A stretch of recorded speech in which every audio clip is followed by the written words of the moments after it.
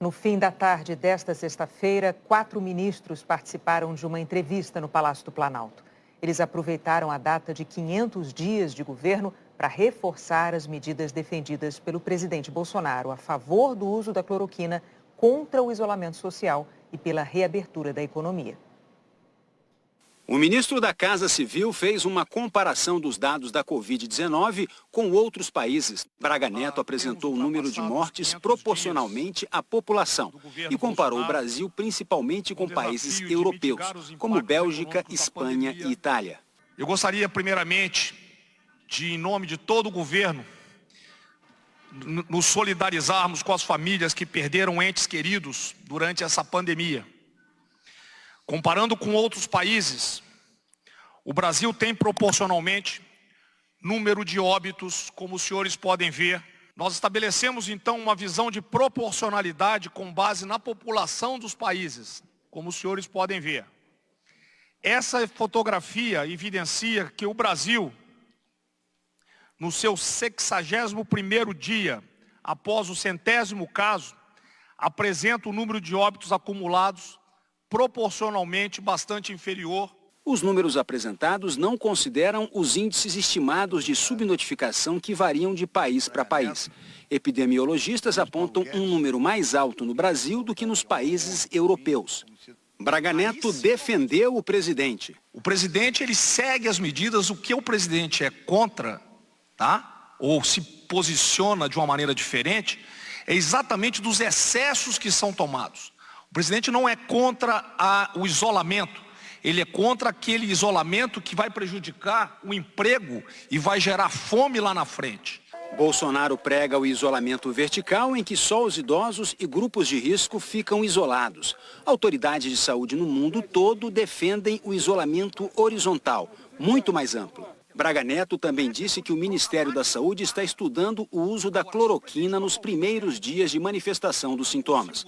No fim do dia, o Ministério informou que está finalizando novas orientações sobre a Covid-19, inclusive com a disponibilidade de medicamentos para pacientes leves.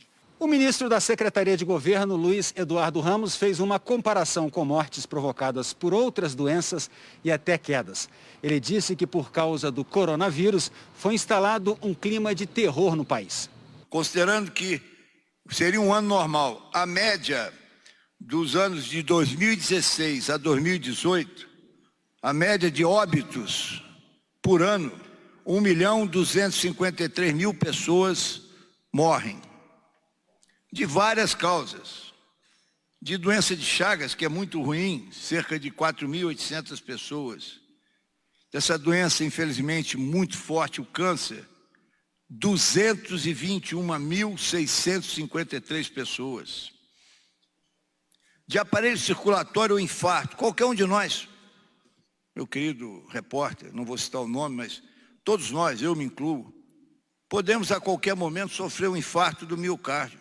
Outra coisa, todo mundo aqui deve andar de carro, ou deve andar de ônibus, pratica esporte.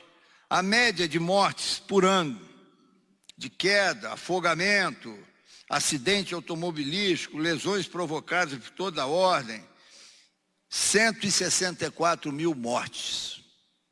Os números são impactantes, mas nem por isso é instaurado um clima de terror. Em maio, a Covid já matou oficialmente 8.916 brasileiros em 15 dias.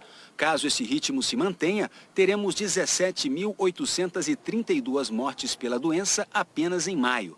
Mais do que a média da doença de Chagas e de todas as quedas, afogamentos, acidentes e lesões, e pouco menos que o câncer.